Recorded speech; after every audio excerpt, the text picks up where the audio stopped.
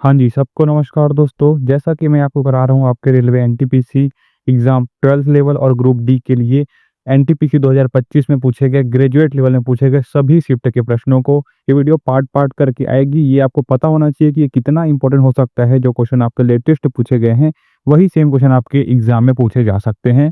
तो चलिए शुरू करते हैं। कुछ ऐसे क्वेश्चन जो आपके एग्ज़ाम में बार-बार पूछे गए हैं, शुरू करते हैं, ठीक है? पहला प्रश्न है 1784 में ब्रिटिश शोषण के खिलाफ प्रथम आदिवासी विद्रोह का नेतृत्व किसने किया? ये क्वेश्चन कई बार पूछा गया आपके एग्जाम में। तिलक मांझी ऑप्शन नंबर बी जो कि यहाँ पास सही हो जाएगा।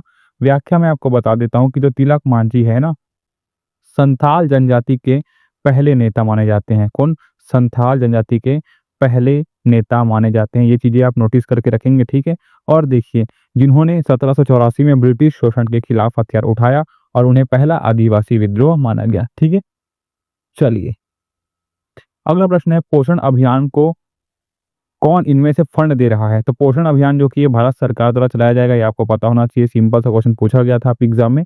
ऑप्शन नंबर बी जो कि यहाँ पर सही हो जाएगा, ठीक है। चलो,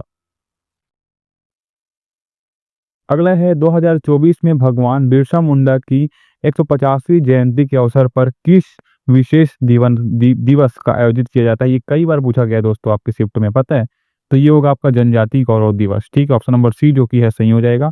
व्याख्या बता देता हूँ आपको कि 15 नवंबर 2024 को बिरसा मुंडा की 150वीं जयंती पर जनजाति गौरव दिवस के रूप में मनाया जाता है, जिसे प्रधानमंत्री नरेंद्र मोदी ने घोषित किया था, ठीक है। चलिए,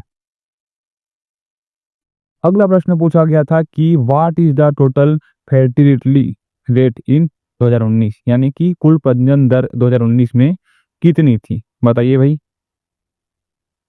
तो ये आपका 2.0 ये पूछा गया था आपके एग्जाम में। ऑप्शन नंबर बी जो कि ये सही हो जाएगा। यहाँ पास आप देख सकते हैं कि एन एफ एच एस 5 2019-21 के अनुसार भारत की कुल प्रजनन दर है ना 2.0 थी, जो प्रतिस्थापन स्तर 2.1 से नीचे है, ठीक है। तो ये आप याद में रखेंगे। अगला देख सकते हैं यहाँ पास कि when a new territory join a country वो डिटरमाइंस इट्स सिटीजनशिप। मतलब क्या ये बोल रहा है कि जब कोई नया क्षेत्र किसी ऐसे देश से जुड़ता है जो उसकी नागरिकता निर्धारित करता है, तो वो कौन करेगा भाई? सांसद करेगा, ठीक है। ऑप्शन नंबर सी जो कि है सही हो जाएगा, ठीक है। ऐसे कुछ क्वेश्चन आपके शिफ्ट में पूछे गए थे, देख लीजिए, ठीक है। तो भारतीय संविधान का अनुच्छेद 11 संसद को नागरिकता से संबंधित कानून बनाने की शक्ति देता है। जब कोई नया क्षेत्र भारत से जुड़ता है तो संसद ही तय करता है कि नागरिकता किसे मिलेगी, ठीक है। नागरिकता किसे देनी है या नहीं देनी है, ठीक है। चलो, अगला प्रश्न पूछा गया था दोस्तों की themes of expo 2025 in Osaka Japan में, है ना। यानी कि ओसाका जापान में एक्सपो की 2025 में थीम क्या रही? देखिए, ऐसे क्वेश्चन नहीं पूछ लिया, जापान की चीजें हमें पूछ लिया है। बताइए क्या बोलेंगे?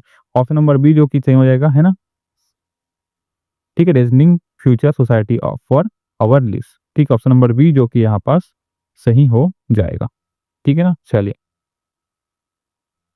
अगला प्रश्न है तारिक ए मुबारक शाही के लेखक याहा सिहनरिदी के किसे पैगंबर मोहम्मद का वंशज बनाया, है ना। तो क्या होगा भैया? गयासुद्दीन तुगलक को, है ना। ऑप्शन नंबर ए जो कि यहाँ पास सही हो जाएगा, ठीक है। गयाउद्दीन तुगलक जो कि ऑप्शन नंबर ए जो कि सही हो जाएगा।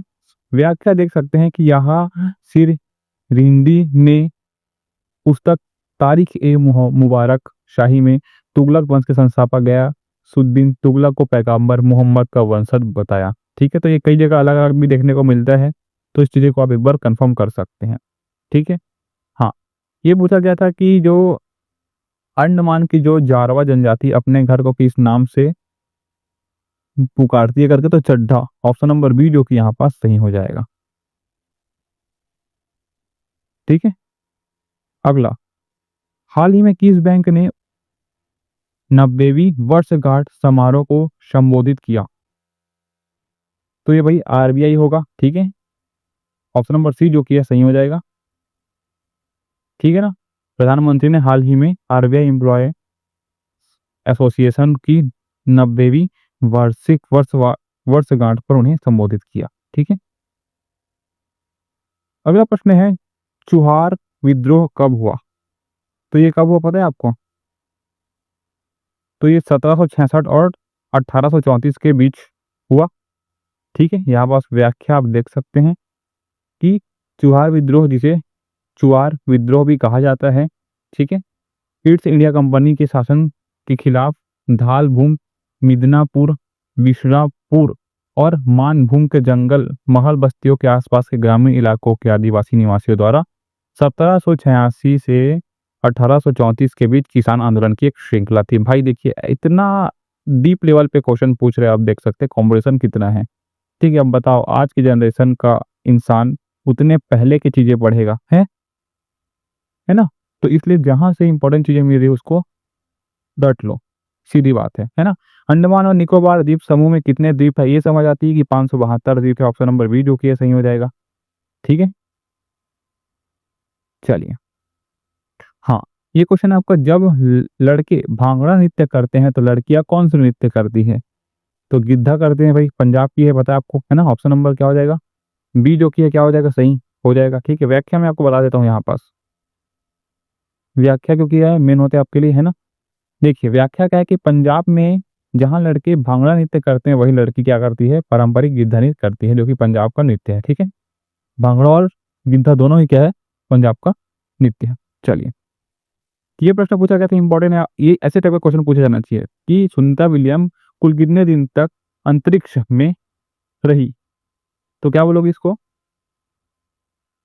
322 दिन तक। ऑप्शन नंबर जो कि है सी जो कि है सही हो, ऑप्शन नंबर बी जो कि है सही हो जाएगा। ठीक है, सुनीता विलियम ने अपने 2 अंतरिक्ष मिशनों को मिलाकर कुल 322 दिन अंतरिक्ष में बिताए, है ना? लगभग एक साल ही आसपास समझ सकते हो। उन्होंने अंतरिक्ष स्टेशन पर कई रिकॉर्ड बनाए, जिनमें एक महिला द्वारा सबसे अधिक स्पेस वॉक और सबसे अधिक स्पेस वॉक का कुल समय शामिल है, 322 दिन। ठीक है, चलिए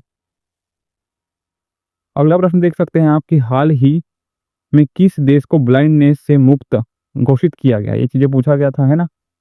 तो नाइजर है, ऑप्शन नंबर डी जो कि यहाँ पास सही हो जाएगा। ठीक है, ये चीजें याद करने की है, बता रहा हूँ मैं आपको।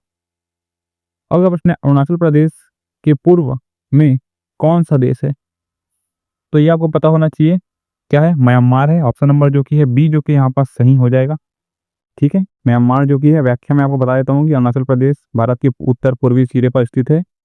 इसके पूर्व में म्यांमार देश की सीमा लगती है, चीन उत्तर में है, भूटान पश्चिम में है और बांग्लादेश दक्षिण पश्चिम में है। ठीक है, चलो अगला प्रश्न है आपका, CCPI 2025 में सर्वोच्च स्थान कौन सा देश ने प्राप्त किया?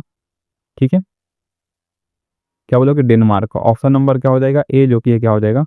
सही हो जाएगा। ठीक है, चलिए अगला प्रश्न है, इनमें से कौन सा संविधान संशोधन DPSP यानी राज्य के नीति निर्देशक तत्व पर संशोधन नहीं करता? तो 42वां करता है, 97 करता है ना? और जो कि 48वां है वो नहीं करता है। ऑप्शन नंबर सी जो कि है सही हो जाएगा। ठीक है, ये चीजें मैं आपको एकदम तरीके से एक्सप्लेन कर देता हूँ। यहाँ पर देख सकते हैं कि जो 42वां संविधान संशोधन 1976, इसे लघु संविधान भी कहा जाता है। इसने DPSP में मुख्य महत्वपूर्ण बदलाव के, जैसे अनुच्छेद 39A, है ना, समान न्याय और मुफ्त कानूनी सहायता, है ना, अनुच्छेद 43A। ठीक है, ये चीजें आप याद रखेंगे। उद्योगों के प्रबंधन में श्रमिकों की भागीदारी और अनुच्छेद 48A पर्यावरण का संरक्षण और सुधार तथा वन एवं वन्य जीवों की सुरक्षा को जोड़ा, है ना। वहीं पे जो 57वां संविधान संशोधन 2011, इसने सहकारी समितियों से संबंधित प्रावधानों को DPSP में जोड़ा, विशेष रूप से अनुच्छेद 43B सहकारी समिति का प्रचार। वहीं पे जो 48वां है ना, ये क्या है? 1984 यह संशोधन मुख्य रूप से पंजाब में आपातकाल से संबंधित था, तो यही आपका नहीं है ना। और राष्ट्रपति शासन की अवधि को बढ़ाने के लिए लाया गया था। इसका DPSP से कोई संबंध नहीं है। ठीक है, चलो अगला प्रश्न है, पंचायती राज प्रणाली के अंतर्गत ग्राम पंचायत का प्राथमिक कार्य क्या होता है? पूछा गया था। ठीक है, क्या वो लोग कि ग्रामीण विकास और सामाजिक न्याय को बढ़ावा देना, यही होता है। ऑप्शन नंबर जो कि सी है वो सही हो जाएगा। ठीक है, चलिए अगला प्रश्न देखते हैं, नॉन स्टॉप प्रश्न करेंगे भाई। 71वें संविधान संशोधन में 8वीं अनुसूची में कौन सी भाषा जोड़ी गई? तो नेपाली, मणिपुरी और कोंकणी जोड़ी गई। ऑप्शन नंबर ए जो कि है वो क्या हो जाएगा? सही हो जाएगा। मैं इसको थोड़ा व्याख्या कर देता हूँ कि 71वां संविधान संशोधन 1992 में हुआ। इस संविधान संशोधन में भारतीय संविधान की 8वीं अनुसूची में 3 भाषाओं नेपाली, मणिपुरी और कोंकणी को जोड़ा गया। जिससे अनुसूची में भाषाओं की कुल संख्या बढ़कर 18 हो गई। ठीक है। बोडो, डोंगरी, संथाली, मैथिली को 92 संविधान संशोधन 2003 द्वारा जोड़ा गया। सिंधी को 21वें संविधान संशोधन 1967 में जोड़ा गया और मराठी, गुजराती और पंजाबी मूल संविधान के 8 अनुसूची में शामिल है। टोटल अभी कितनी है? 22 है। ठीक है। टोटल अभी कितनी भाषा है? 22 भाषा है। ठीक है। चलिए, एक क्वेश्चन कंप्यूटर से संबंधित पूछा गया था कि Alt प्लस टैब का उपयोग किस लिए करते हैं करके। ठीक है। तो ये होगा आपका, क्या करेंगे बताइए, एक विंडो से दूसरी विंडो में स्विच करने के लिए। चीज़ें मैं पहले भी करा दूंगा आपको, है ना, पहले भी करा चुका हूँ। ये चीज़ें को याद रखेंगे कि एक विंडो से क्या बोलेंगे, दूसरे विंडो को स्विच करने के लिए किया जाता है। ठीक है। ऑप्शन नंबर डी जो कि सही हो जाएगा, है ना।